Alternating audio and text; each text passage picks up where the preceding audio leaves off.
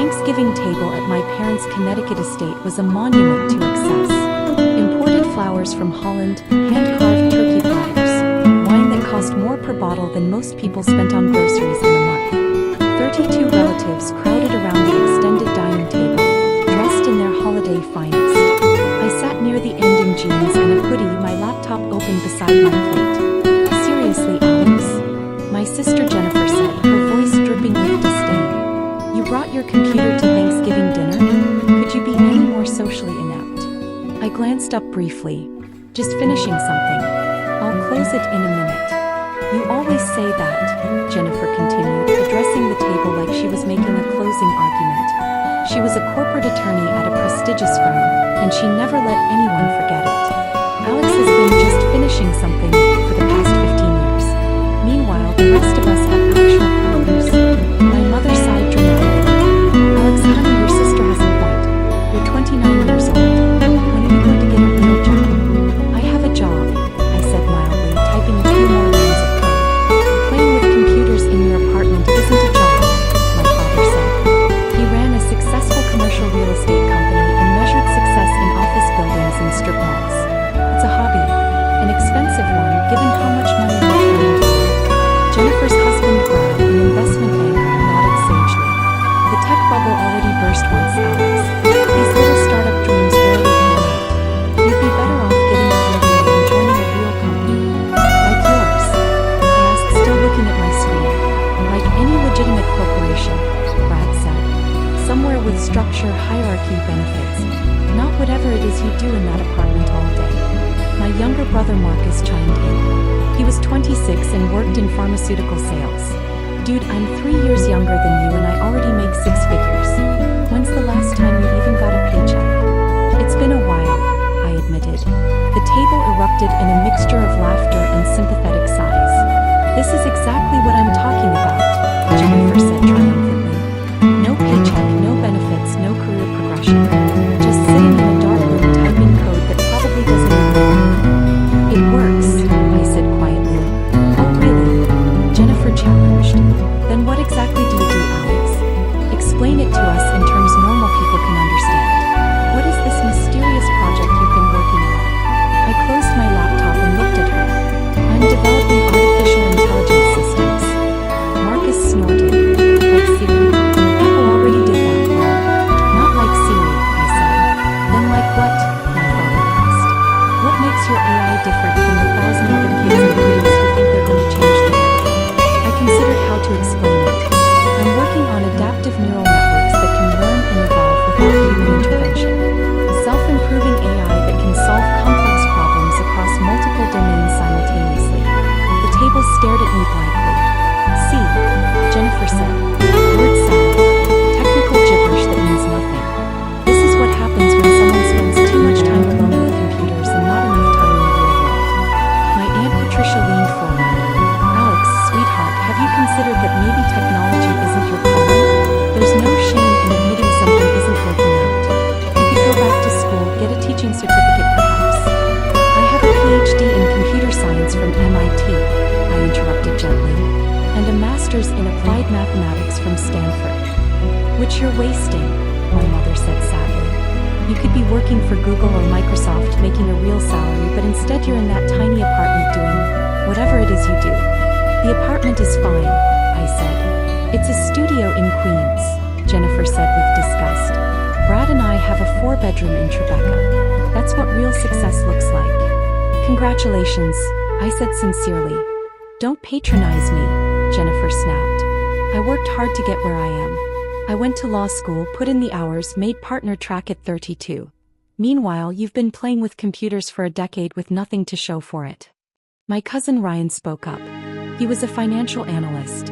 How are you even surviving, Alex? Rent, food, expenses. Where's the money coming from? I have some savings, I said. From what? Ryan pressed. You haven't had a paying job since that brief stint at IBM, what, 5 years ago? 6 years ago, I corrected. I left to focus on my own projects. Projects that generate no income, Brad said. Alex, I'm going to be blunt because someone needs to give you a reality check. You're burning through whatever savings you have, probably living on credit cards, delusional delusional about some big tech breakthrough that's never going to happen. Meanwhile, life is passing you by. I'm doing fine, I assured him. You're not doing fine, my father said firmly. You're isolated, broke, and wasting your potential. I've been patient, Alex. We all have. But this needs to end. After the holidays, I'm setting you up with interviews at some real companies. Tech companies, since that's what you insist on. But actual jobs with actual salaries. I appreciate the thought, but I'm not interested, I said. The table exploded. Not interested? My mother's voice went shrill. Alex, you don't have the luxury of not being interested. You're nearly 30 with no job, no prospects, no plan. I have a plan, I said calmly. Playing with computers is not a plan. Jennifer shouted. God, you're so frustrating. Do you know how embarrassing it is when my colleagues ask about my family and I have to explain that my brother is an unemployed tech hermit? You don't have to explain anything, I said. Yes, I do, Jennifer insisted. Because we're family and your failure reflects on all of us. Failure is subjective, I said. Brad laughed harshly. No, it's not. Failure is objective. No job equals failure. No income equals failure. Living in a studio apartment at 29 equals failure. These are facts, Alex, not opinions. My laptop chimed with a notification. I glanced at it and felt my pulse quicken. Oh my God, he's checking his computer again, Marcus said. Dude, we're having a serious conversation about your life. Can the computer wait? Just 1 second, I said, opening the notification. It was from my chief operating officer, Diane Chen. Alex, Forbes embargo breaks in 10 minutes. Your team is standing by. Are you sure you don't want to give them a heads up about your family? I typed back. Let it break naturally. No warnings. Who are you texting? Jennifer demanded. Let me guess. Some other unemployed coder friend who's also delusional about making it big? Something like that, I said, closing the laptop.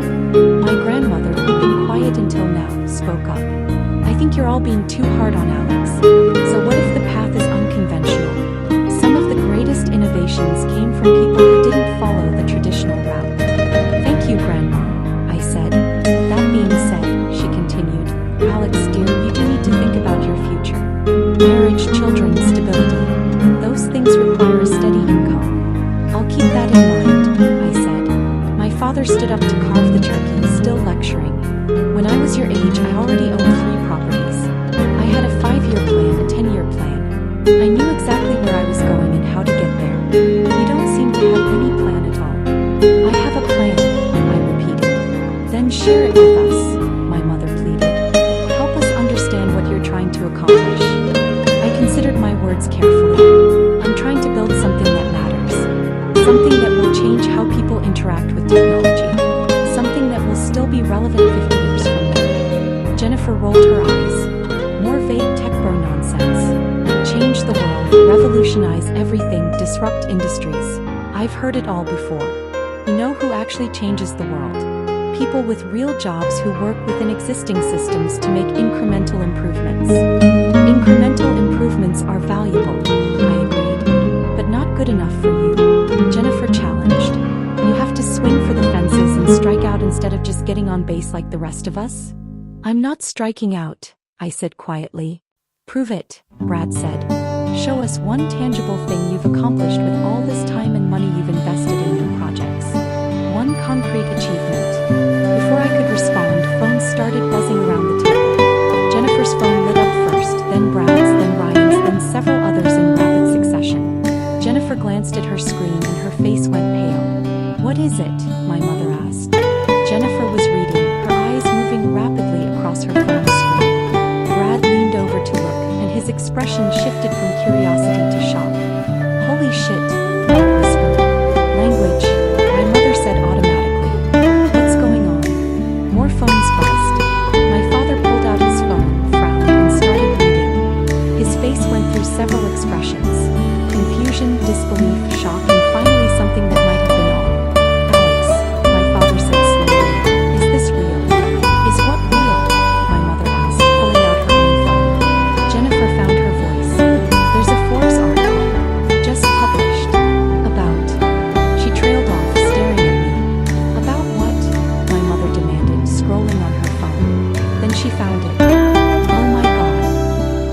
had gone completely silent except for the sound of frantic scrolling and tapping. Marcus held up his phone, showing the Forbes homepage. The headline dominated the screen. Tech's newest billionaire, the secret genius revolutionizing AI. Below it, a photo of me from a rare public appearance at an academic conference 2 years ago. This can't be right, Jennifer said, her voice shaking slightly.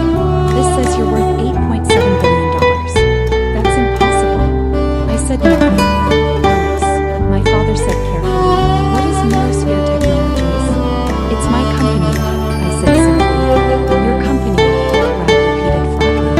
You own a company worth $8.7 billion? The valuation fluctuates, I said. It was $8.2 billion last week. The Henderson acquisition pushed it higher. The room was absolutely silent now. Ryan was reading from his phone. Neurosphere Technologies, founded 6 years ago by Dr. Alexander Chen, has revolutionized artificial intelligence through proprietary adaptive neural networks. The company's AI systems are currently used by 17 of the Fortune 100 companies, 3 major governments, and over 200 research institutions worldwide. 17 Fortune 100 companies? Brad's voice cracked. Which ones? I shrugged. Microsoft, Google, Amazon, Tesla, Johnson & Johnson, Pfizer, Bank of America, Goldman Sachs, ExxonMobil, Walmart, Apple. Should I continue? Jennifer was still reading, her hands trembling. This article says you have 847 employees across 12 countries. It says your AI system predicted the COVID-19 pandemic 3 months before it happened. It says the Pentagon uses your technology for threat assessment. The Pentagon contract is classified, I said. Forbes shouldn't have mentioned that. I'll need to talk to PR about it. My mother set down her phone, her face pale. You've been working on this for 6 years? In that apartment in Queens. I started in the apartment, I confirmed. We outgrew it about 4 years ago. Now we have offices in Manhattan, London, Singapore, and Tel Aviv. We're opening a new facility in Austin next quarter. Marcus was doing math on his phone. If the company is worth $8.7 billion and you own 73% according to this article, that means you personally are worth about $6.35 billion. I finished for him. Plus or minus depending on the day. The turkey sat forgotten, growing cold. I don't understand, my Aunt Patricia said briefly. When did this happen? How did we not know?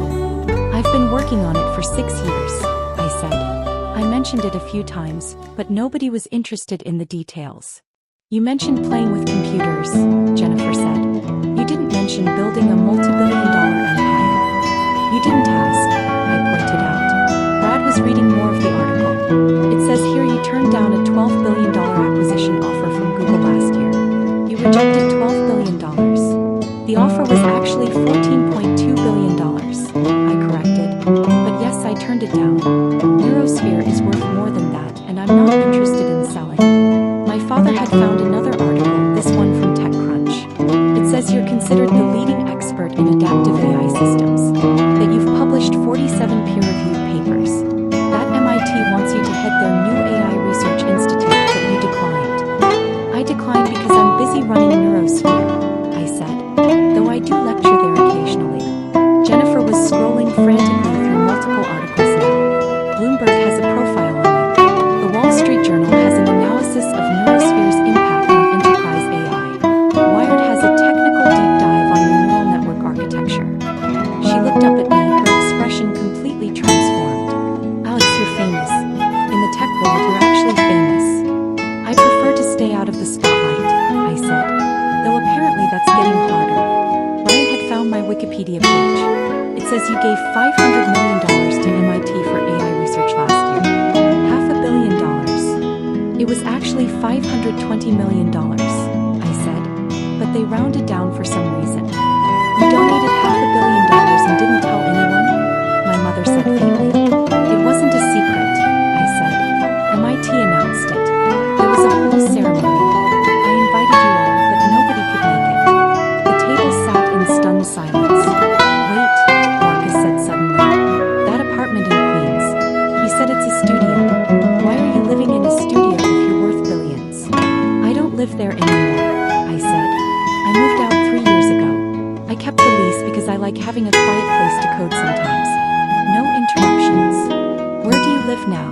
My mother asked weakly. I have a place in Manhattan, I said. Near the office. Brad was searching property records on his phone. A place in Manhattan. Alex, do you own the penthouse at the Greenwich Lane? I own the building, I said. Well, Neurosphere owns it. Corporate headquarters are on floors 1 through 12. I live on the top floor. Jennifer's voice was barely a whisper. You own an entire building in the West Village? It made financial sense, I explained. We needed office space and buying was more cost-effective than leasing long-term. The penthouse is a perk, I suppose. My father had gone very quiet. He was reading article after article, his expression changing with each one. There's a profile here, he said slowly, from Harvard Business Review. They interviewed 50 tech CEOs about the most innovative minds in the industry. Your name came up more than anyone else's. More than Elon Musk. More than Sundar Pichai. More than any of them. That's flattering, I said. Flattering. Jennifer's voice cracked. Alex, you're apparently one of the most important people in technology and we had no idea. How did we not know this? You never asked what I was working on, I said simply. You just assumed it was nothing. The truth of that statement hung in the air. My grandmother spoke up, her voice quiet but clear. I asked Alex, do you remember? 2 years ago at Christmas. I asked what you were working on. I remember, I said, smiling at her. You actually listened to my explanation. You're the only one who did. You told me you were teaching computers to think, she said. I didn't understand it, but I could see it mattered to you. It did, I said. It does. Brad had moved on to financial analysis. The Forbes article estimates Neurosphere's revenue at $4.3 billion annually.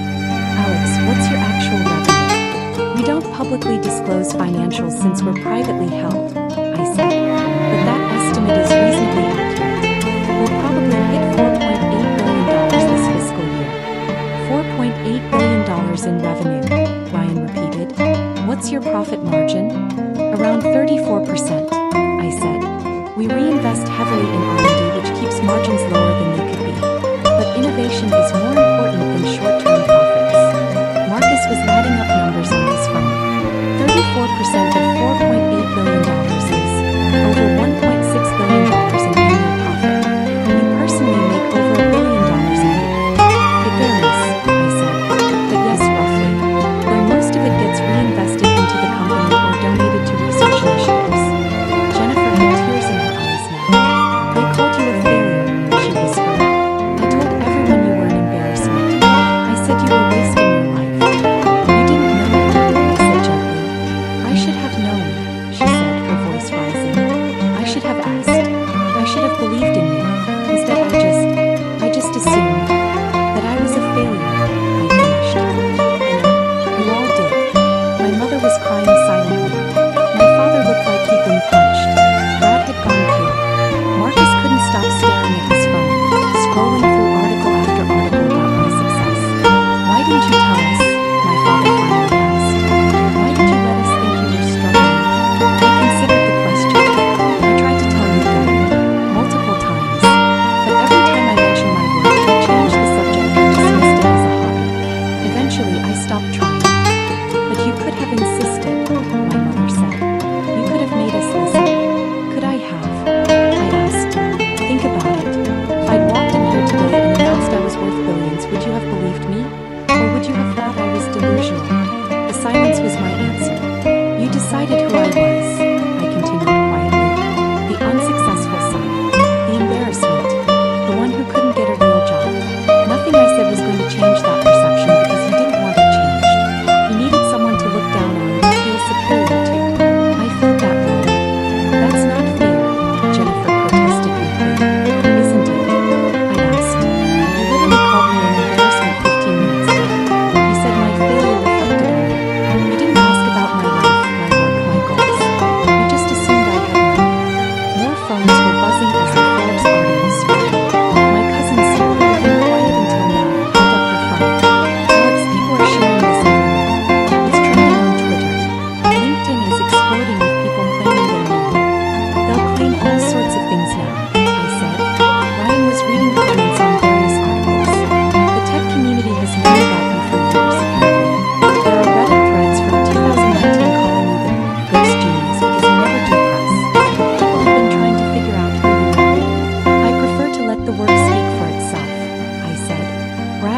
wavered somewhat. Alex, I apologize for earlier. I was completely out of line. If I'd known, you'd have treated me differently, I interrupted. I know. But here's the thing, Brad. I'm the same person I was an hour ago. The same person I was when you called me delusional. The only thing that's changed is your knowledge of my success. He had no response to that. My father stood up abruptly. We need to discuss this. Alex, after dinner, you and I should talk about. About what? I asked. Investment opportunities, business connections, ways you can leverage my success. His face reddened. That's unfair. Is it? I asked. Dad, you've barely spoken to me in 3 years except to criticize my choices. Now suddenly you want to talk. What changed? I didn't know, he said helplessly. You didn't ask, I corrected again. Jennifer's phone rang. She looked at the caller ID and her eyes widened. It's my senior partner. Why is my senior partner calling me on Thanksgiving? She answered tentatively. Hello, yes, this is Jennifer. What? Hi, it is, he's my brother. What? You want to pitch for Neurosphere's legal work? I don't know if, yes, of course I'll ask. She hung up and looked at me with something close to desperation. My firm wants to pitch for your legal business. The senior partner is asking if I can arrange a meeting. We already have excellent legal counsel, I said, but I appreciate your interest. Alex, please, she said. This could make my career. If I brought in an account like Neurosphere. Your career is already successful, I pointed out. You're on partner track at a prestigious firm. You told me that yourself, remember? Right before you called me a failure. She flinched. More calls and texts were flooding in. Brad's phone rang, his managing director. Marcus got a text from his company CEO asking if he could arrange an introduction. Ryan's firm wanted to discuss investment opportunities. Suddenly everyone in my family was very interested in what I did. My Aunt Patricia recovered her composure first. Well, she said brightly, we always knew Alex was special. All that time spent studying, working, innovating. We're all so proud. Are you? I asked quietly. She faltered. Of course we are. Your family. Family that called me an embarrassment 10 minutes ago, I said.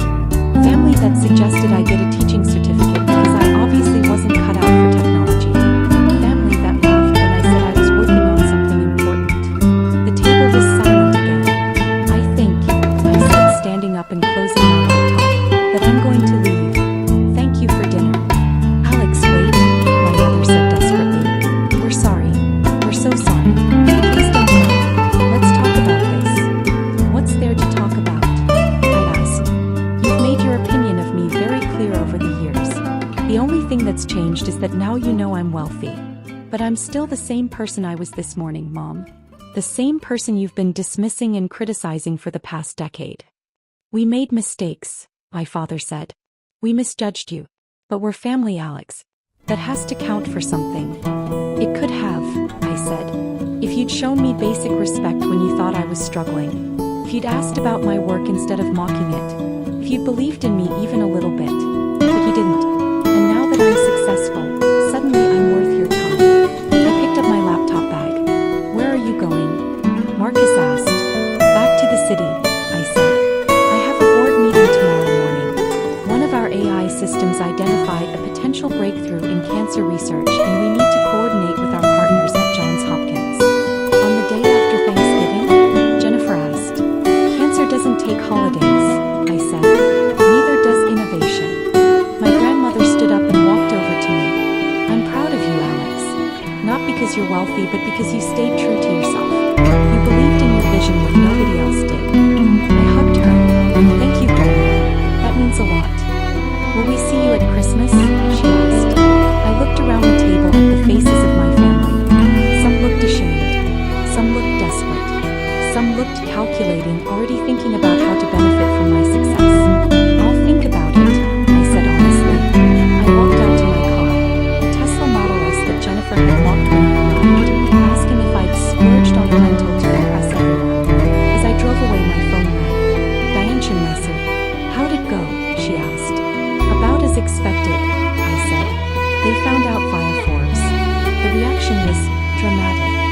Want me to add them to the no-contact list for PR purposes? Not yet, I said. Let's see how they handle this. People deserve a chance to surprise you. You're more generous than I'd be, Diane said. Any family that treats you like that doesn't deserve. They're still family, I interrupted. Complicated, flawed, but family. We'll see. Fair enough, she said. By the way, the Forbes piece is already at 3 million views. Twitter is calling you the real-life Tony Stark. And we've received 847 LinkedIn connection requests for you in the past hour. Ignore them all, I said. I didn't build Neurosphere for publicity. I know, Diane said warmly. That's why you're so good at it. Most tech founders are trying to be famous. You're trying to solve actual problems. Speaking of which, did the Johns Hopkins team confirm for tomorrow? They did. 9 a.m. at our Manhattan office. They're bringing their entire oncology research division. Perfect, I said. I'll review the AI's findings tonight and prepare a presentation. Alex, Diane said hesitantly, you know you could take a day off, right? You're a billionaire. You could retire tomorrow and live off your wealth forever. And do what? I asked. The work is the point, Diane. The money is just a byproduct. She laughed. That's why you're the boss. See you tomorrow. I hung up and drove back to Manhattan, leaving my family's estate behind. The Forbes article continued to spread. By the time I reached my building, it had been shared over 1 million times. My phone was flooded with interview requests, speaking invitations, and business proposals. I ignored them all. Instead, I went up to my penthouse, changed into comfortable clothes, and opened my laptop. The Johns Hopkins presentation wasn't going to write itself, and our AI had identified something potentially revolutionary in how cancer cells communicate. That was worth more than any amount of family validation. Around midnight, I got a text from my grandmother. They're all in shock. Your mother is crying. Your father looks 10 years older. Jennifer has locked herself in the bathroom. I think you did the right thing leaving when you did. Sometimes people need to sit with their mistakes. Love you, Grandma. I smiled and texted back. Love you too. Thanks for always believing in me. Grandma, I believed in your character, not your success. The success was inevitable for someone with your integrity and intelligence. See you at Christmas, I hope. Another text came in, this one from Jennifer. Alex, I'm so sorry. I know that doesn't mean anything right now. I know I don't deserve your forgiveness. But I need you to know that I see now how badly I treated you. How dismissive I was. How cruel. You deserved better. You deserved a sister who supported you. I failed you. I'm sorry. I stared at the message for a long time before responding. Thank you for saying that. I need time to process everything. Let's talk after the holidays. Jennifer, of course. Take all the time you need. And Alex, congratulations. Not on the money. On building something that matters. On staying true to yourself. On being exactly who you wanted to be. I'm proud of you, even though I have no right to be. That message made me tear up a little. My father texted next. Your mother and I would like to meet with you next week. Not about business. Just about, understand. To apologize properly. Would you be willing? I thought about it. Maybe in January. I need some distance first. Dad, I understand. We'll wait as long as it takes. I'm proud of you, son. I should have said that years ago. Marcus sent a simple message. You're my hero, bro. I'm sorry I didn't see it sooner. Brad sent. I was completely out of line. You don't owe me anything, but if you're ever willing to grab coffee, I'd like to hear about your actual work. Not for business reasons. Just because I genuinely want to understand what you've built. The messages continued into the early morning hours. Extended family, old friends who'd seen the articles, former colleagues, even people I'd gone to high school with. But I set them all aside and focused on the work. Because at the end of the day, that's what mattered. Not the validation. Not the recognition. Not even the money. The work. The innovation. The potential to change lives through technology. That's what I'd been doing in that sad little apartment for 6 years while my family mocked me. And that's what I'd keep doing whether they understood it or not. By 3 a.m. I'd finished the Johns Hopkins presentation. The AI had identified a pattern in cellular communication that could revolutionize how we treat certain cancers. If we were right, we could save thousands of lives. That was worth more than 1 billion Forbes covers. I went to bed satisfied not because my family finally knew my worth, but because tomorrow I might help cure cancer. That was the real success.